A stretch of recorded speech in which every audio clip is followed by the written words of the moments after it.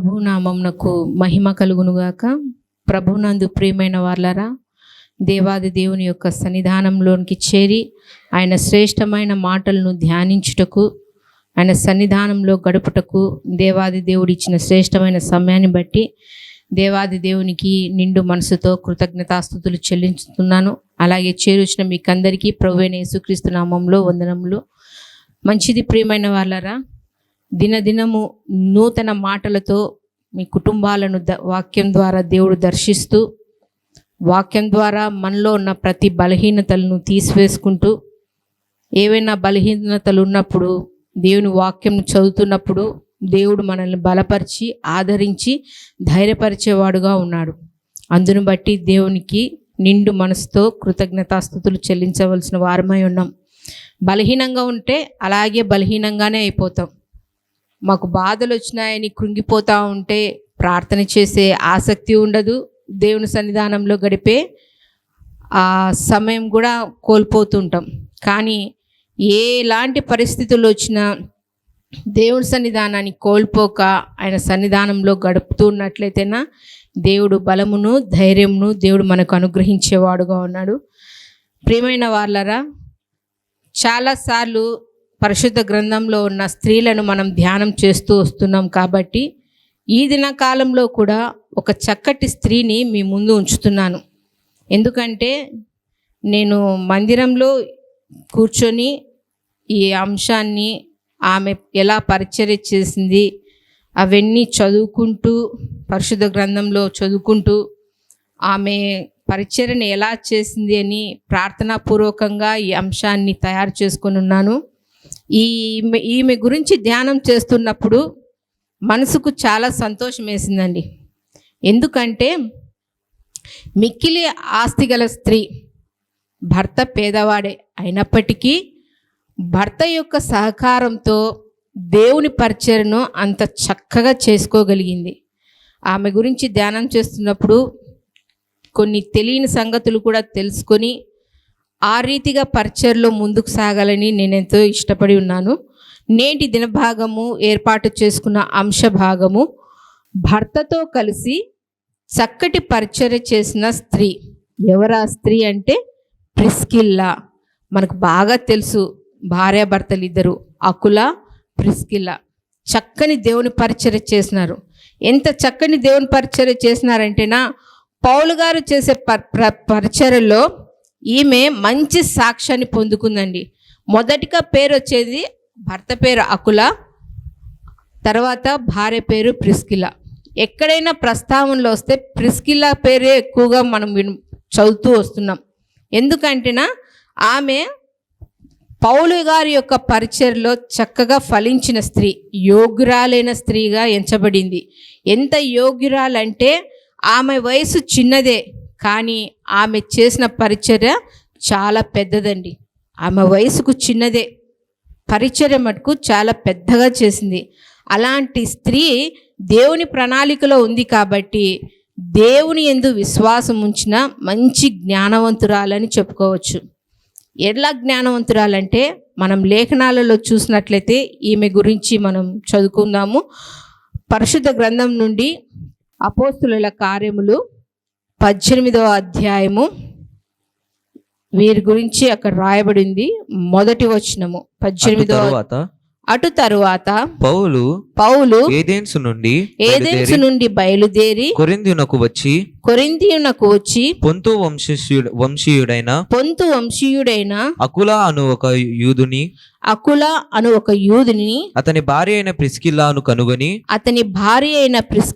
కనుగొని వారి యొద్దకు వెళ్ళాను. చాలండి. ఎక్కడంటే వీళ్ళు ఉండేది? ఆ కింది వచనాలలో చూసినట్లయితేనా, 2వ వచనంలో యూదులందరూ రోమా విడిచి వెళ్ళిపోవాలని క్లౌదియా చక్రవర్తి ఆజ్ఞాపించినందున వారు ఇటలీ నుండి కొత్తగా వచ్చిన వారు. ఆ ప్రాంతానికి, ఇటలీ ప్రాంతానికి కొత్తగా వచ్చిన ఒక జంట భార్యాభర్తలు అకుల ప్రిస్కిల్లా. వాళ్లకు పౌలు గారు పరిచర్యమైన తర్వాత వారు ఏ వృత్తి చేసుకునే వాళ్ళంట? డేరాల వృత్తి. పౌలు గారు కూడా అదే వృత్తి గలవాడు కాబట్టి వాళ్ళతో ఉండి పరిచర్య ముందుకు సాగుతుంది. ఇక్కడ చూసినట్లయితేనా ఈమె గురించి అంత ప్రత్యేకత ఏముంది అంటేనా, ఆమె గురించి చదువుతుంటే అనేకమైన అంశాలు వస్తున్నాయి. కాబట్టి మనకుండే సమయం కొద్దిగా కొన్ని ముఖ్యమైన అంశాలను తీసుకొని ఆమె గురించి మనం ధ్యానం చేద్దాం. ప్రిస్కిల్లా ఒక యూదురాలు. యూదులు చాలా నిష్ఠ గలవారు. ఎంత నిష్ఠ అంటే మనకు తెలుసు కదా, కొంతమంది కులంలో ఉన్నవాళ్ళు బ్రాహ్మణులు నిష్ఠగా ఉంటారని. అంత నిష్ఠగా ఉన్న ఈమె, అలాంటి స్థితిలో ఉన్న ఈమె పౌలు గారి యొక్క పరిచయంలో సహకారిగా వచ్చింది. ఎంత సహకారిగా అంటేనా, మనకు తెలుసు దేవాది దేవుడే సుకారం అనే గ్రామానికి వెళ్ళినప్పుడు అక్కడ సమరయ స్త్రీతో మాట్లాడుతున్నాడు. ఏమని? అమ్మ, దాహం అవుతుంది, కొన్ని నీళ్ళు ఇవ్వనప్పుడు ప్రభుల వారి యొక్క వస్త్రధారను చూసి ఆమె అంటుంది, సమరయ స్త్రీ, మీరు యూదులు కదా, మేము సమరయులము, మాతో మీకు సాంగత్యం ఏముంది, మీరు మా దగ్గర నీళ్ళు అడగకూడదు కదా అని. అంటే యూదులు అంత ప్రత్యేకమైన వారు. ఈమె కూడా అంత ప్రత్యేకమైన స్త్రీగా ఉంది. ఏమేమి ప్రత్యేకతలు ఉన్నాయి ఈ ప్రిస్కిల్లా దగ్గర మనం కనుక్కుంటేనా, మొదటిగా చూసినట్లయితేనా ఈమె రక్షణలో ఎదిగిన స్త్రీ. పౌలు యొక్క పరిచర్లో మనం చాలాసార్లు చదివినాం. రోమాపత్రిక 16వ అధ్యాయము 1వ వచనం నుంచి చివరి వచనాలన్నీ చూస్తూ వస్తే అక్కడ చాలామంది స్త్రీలకు వందనాలు చెప్పుకుంటూ వస్తున్నాడు. ఏమంటే వాళ్ళు పరిచర్లో మంచి సహకారులుగా ఉన్నారని. అందులో కూడా ఈ అకులా ప్రిస్కిల్లా జంట ఉన్నారు. ఇక్కడ మనం చూసినట్లయితేనా ఈమె రక్షణలో ఎదిగిన స్త్రీ. పరిశుద్ధ గ్రంథాన్ని మనం ధ్యానం చేస్తున్నప్పుడు ఈమె ఎక్కడ రక్షణ పొందిందో, ఎవరి ద్వారా రక్షణ పొందిందో లేఖనాలలో అయితే లేదు. కానీ తీక్షణంగా గమనిస్తే ఈమె పౌలు ద్వారా దేవుని వాక్యంలో ఎదుగుతూ వచ్చిన స్త్రీ. పౌలు ద్వారా దేవుని వాక్యంలో ఎదుగుతూ అంటే పౌలు గారు చెప్పే సువార్త విషయంలో అయినా కానీ, ఎక్కడైనా పరిచర్య చేసే విషయంలో కానీ, వాక్య పఠనంలో కానీ ఈమె పౌలు దగ్గర ద్వారా శిక్షణ పొందుతూ వచ్చింది. అంత విశ్వాసంగా స్థిరపడి బలమైన పునాది వేసుకునింది పౌలు గారి యొక్క బోధనలో. పునాది అంటే ఏమిటి మనకు చాలాసార్లు తెలుసు. లూకా సువార్త 6వ అధ్యాయం 48వ వచనంలో ఒక వ్యక్తి ఇల్లు కట్టుకోవాలని గుంత దోవినాడంట. గుంత దోవినప్పుడు ఉదాహరణలకు ఏమని చెప్తున్నాడు ప్రభుల వారు? ఒక వ్యక్తి బండ మీద ఇల్లు కట్టుకున్నాడు, ఒక వ్యక్తి ఇసుక మీద ఇల్లు కట్టుకున్నాడు. బండ మీద కట్టిన ఇల్లు ఎలా ఉందంట? వాన వచ్చినా, వరద వచ్చినా, గాలి వచ్చినా, ఏమి వచ్చినా ఆ ఇల్లు చెక్కు చెదరలేదంట. అలాగే ఇంకొక వ్యక్తి ఇసుకలో ఇల్లు కట్టుకున్నాడు. అది ఏమైంది? వాన వచ్చింది, వరదలు వచ్చినాయి, గాలి వచ్చింది, పెద్ద పెద్ద గాలులు వస్తే ఆ ఇల్లు కొట్టుకొని పోయింది. ఇక్కడ పునాది బలంగా ఉండాలంటే ఇండ్లు చాలామంది దేని మీద కడతారు? బండ మీద కడతారు. ఆ బండ ఎవరు అంటే క్రీస్తుల వారే, ప్రభుల వారే.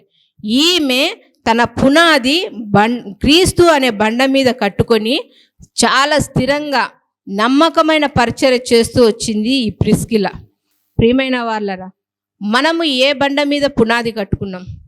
మనకు గాలి వానలంటూ వస్తే ఏంటంటేనా శోధనలు, శ్రమలు, ఇబ్బందులు, అనారోగ్యాలు, వీటిని బట్టి మనము కృంగిపోతూ ఉంటాం. కొద్దిపాటి అనారోగ్యం దరిచేరేలోగా అయ్యో నాకేమో అయిపోయింది, నేను బతుకుతానో లేదో అని ఇంకా వారం రోజులు బతికే వాళ్ళు ఈ దిగులు చేత 2 రోజులకే చనిపోయే వాళ్ళుగా ఉన్నారు. పునాది బలంగా ఉండాలి. నేను ఏమైనా, నాకు ఏదైనా వచ్చినా కానీ, ఏ సమస్య అయినా రాని, ఏ ఇబ్బంది అయినా కానీ నా దేవుడు నాకున్నాడు, ఆయన అన్నీ చూసుకుంటాడు అనే ధైర్యంగా ఉండాలి. ఈమె పౌలు గారి యొక్క వాక్య పరిచయంలో ఎదుగుతూ విశ్వాసంలో స్థిరపడి చక్కటి పునాది వేసుకునింది. రక్షణలో ఎదిగింది అంటున్నాం కదండి. ఏమా రక్షణ అంటే, ఒకప్పుడు పాపులమే మనమందరం.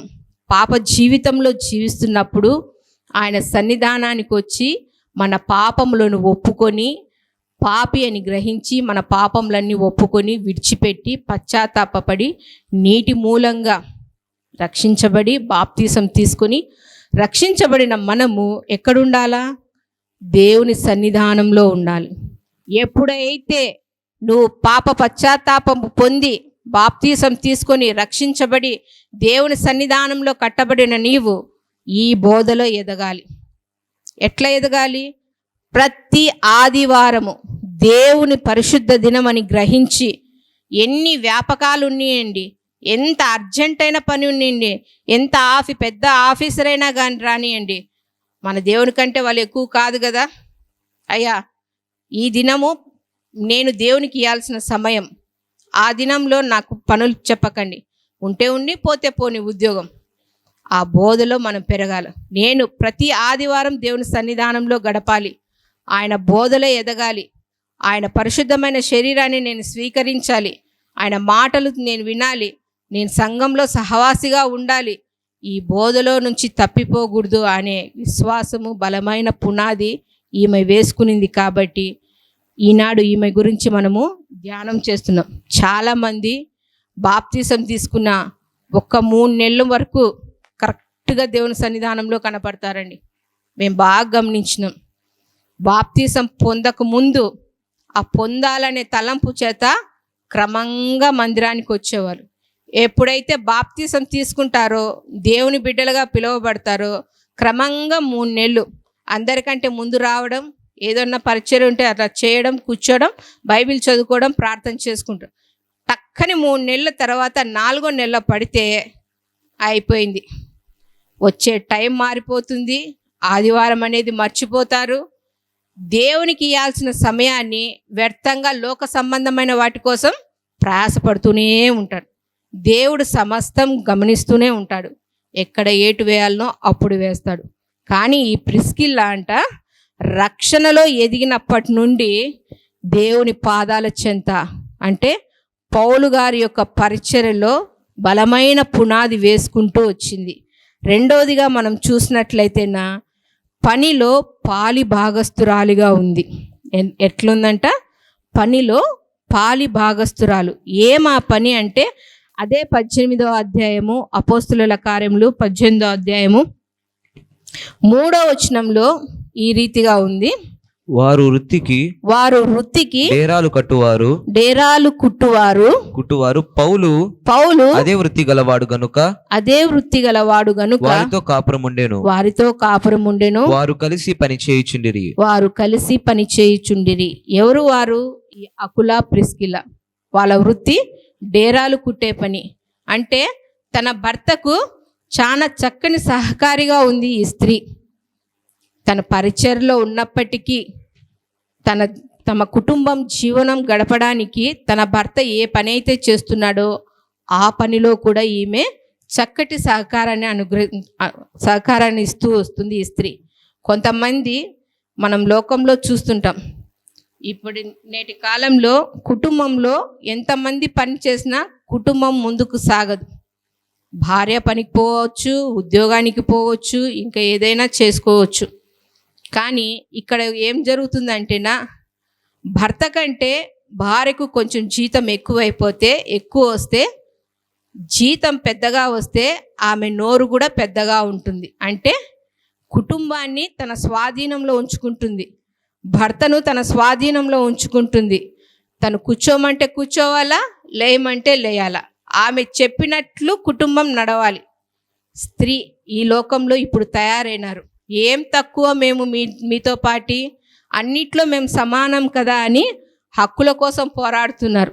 మంచిదే, కానీ భర్త తల మీదకెక్కి నాట్యం ఆడకూడదు. స్త్రీలు లోబడి ఉండాలని లేఖనాలు చెప్తున్నాయి. ఈమె మనం చూసినట్లయితేనా ధనవంతురాలే, ఆస్తిపరురాలే, తన భర్త కంటే మంచి జ్ఞానం కలిగిన స్త్రీ. పరిచర్లో తన భర్త కంటే మంచిగా ఉంది, మంచి జ్ఞానవంతురాలైన ఈ స్త్రీ ఎక్కడా కూడా తన్ను తాను హెచ్చించుకోలేదండి. భర్తకు లోబడి పని చేస్తూ ఉంది, ఆయనకు మంచి సహకారిగా ఉంది. అంటే కుటుంబ ధర్మాన్ని చక్కగా నిర్వర్తిస్తుంది ఈ స్త్రీ. మనము ఎలా ఉన్నాం కుటుంబంలో? ఏదో కష్టపడుతున్నారు భర్తలు, ఉదయం వెళ్తారు, సాయంత్రంగో రాత్రికో వస్తారు. వచ్చిన వారికి మంచి సేద తీర్చేవారుగా ఉంటున్నామా, తలపోటుగా ఉంటున్నామేమో ఒకసారి ఆలోచించండి. ఈ స్త్రీ తన భర్తకు చక్కటి సహకారిగా ఉంది. ఎంత సహకారిగా ఉందంటేనా, తను వాక్య పరిచర్లో ఉన్నప్పటికీ, దేవుని సన్నిధానంలో బలంగా ఉన్నప్పటికీ తన ధర్మాన్ని కోల్పోక భార్య పాత్రను చక్కగా పోషిస్తూ వచ్చింది ఈ స్త్రీ.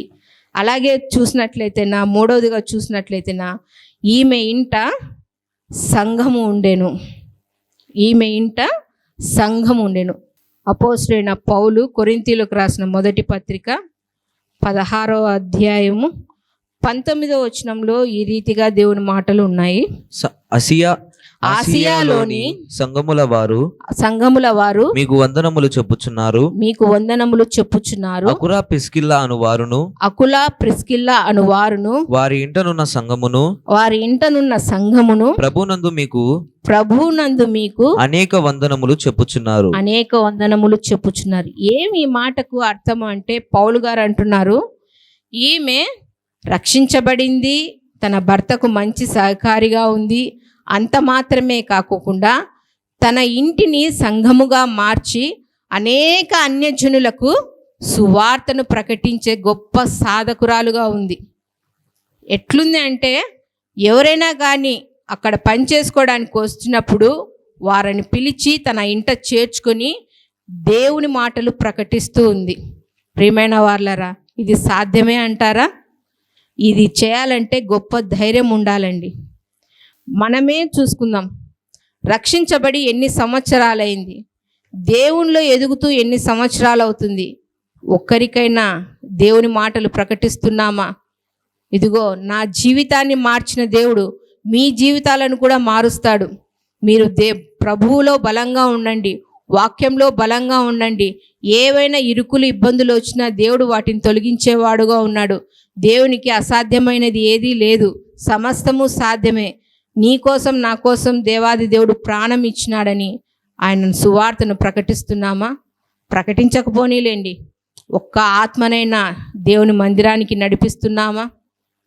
ప్రియమైన వాళ్ళరా, ఎన్నో సంవత్సరాల నుంచి దేవుని సన్నిధానంలో గడుపుతున్నామే కానీ, ఆయన మాటలు వింటున్నామే కానీ ఇతరులకు వాక్యాన్ని ప్రకటించలేని స్థితిలో ఉన్నాం. ఎవరికో ఎందుకులేండి, మన కుటుంబ సభ్యులకే, మన ఇంట్లో ఉండే వారికే దేవుని మాటలు ప్రకటిస్తున్నామా? సంఘంగా చేర్చబడం అంటే మేము మా ఇళ్ళల్లో మేము సంఘం కట్టుకోవాలా అని కాదు, కానీ ప్రార్థనా జీవితం అని దానికి అర్థం. అంటే కుటుంబంలో కుటుంబ ప్రార్థనలు ఉన్నాయా? దేవుడు అడుగుతున్నాడు ఈ సమయంలో.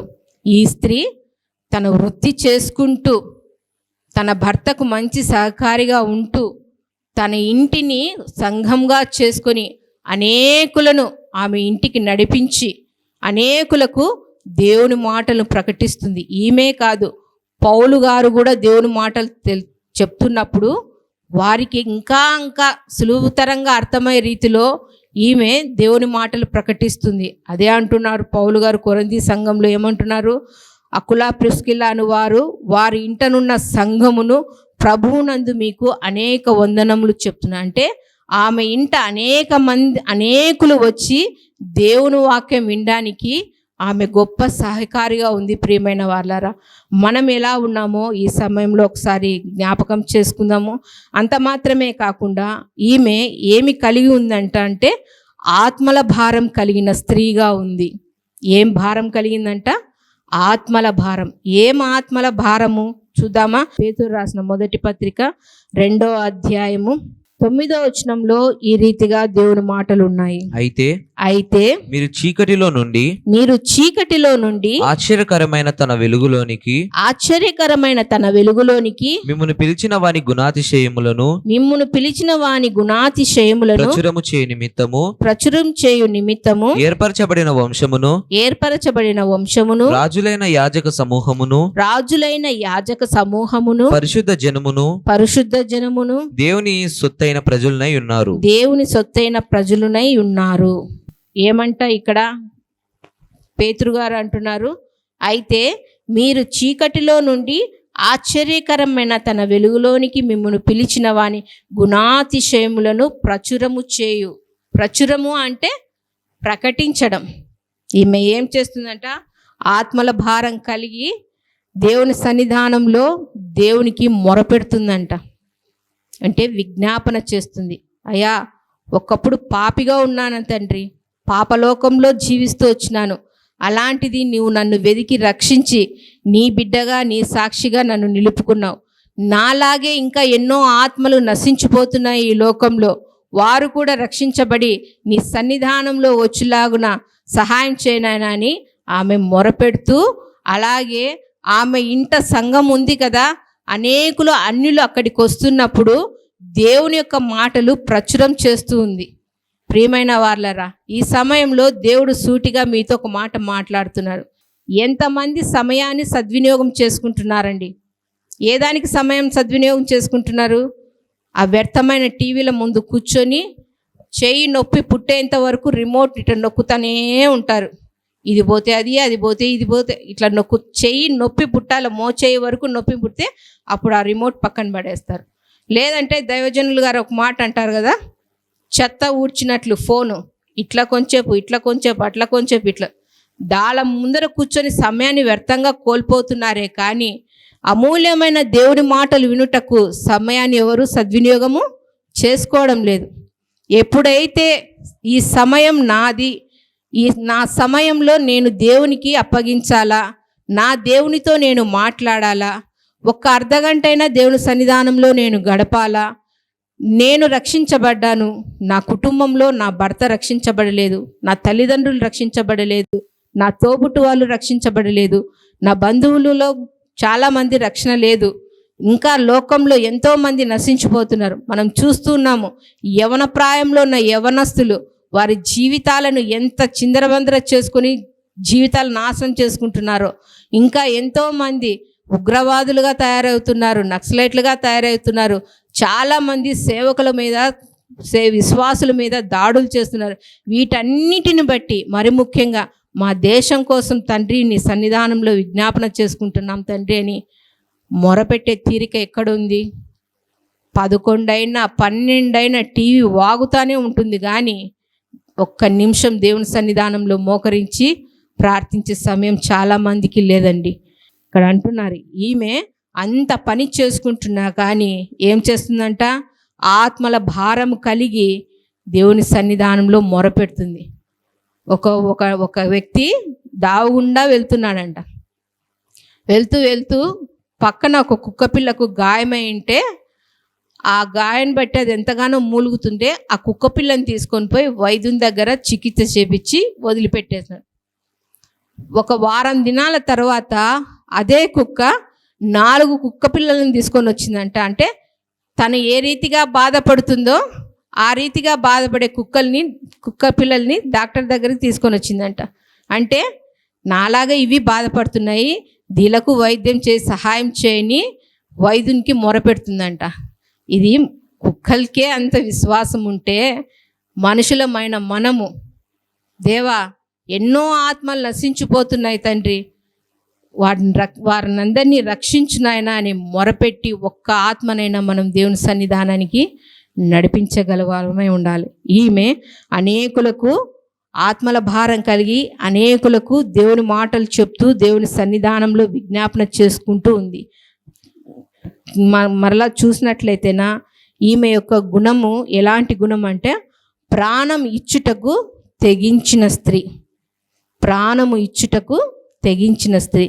ఎవరిస్తారండి ప్రాణం పరిచర్య నిమిత్తమై? ఈమె భర్త ఆ నిర్ణయానికి వచ్చినారంట. చూద్దామా పౌలు గారు వీరి గురించి ఎంత చక్కగా మాట్లాడుతున్నాడో. రోమీలకు రాసిన పత్రిక 16వ అధ్యాయము 3-4 వచనాల్లో వీరి గురించి చక్కగా వ్రాయబడి ఉంది. క్రీస్తు యేసునందు నా జత పని వారైన ప్రిస్కిల్లాకును అకులాకును నా వందనములు చెప్పుడి. వారు నా ప్రాణము కొరకు తమ ప్రాణములను ఇచ్చుటకైనను తెగించిరి. మరియు వారి ఇంట ఉన్న సంగమునకును వందనములు చెప్పుడి. నేను మాత్రము కాదు అన్యజనులలోని సంఘములందరూ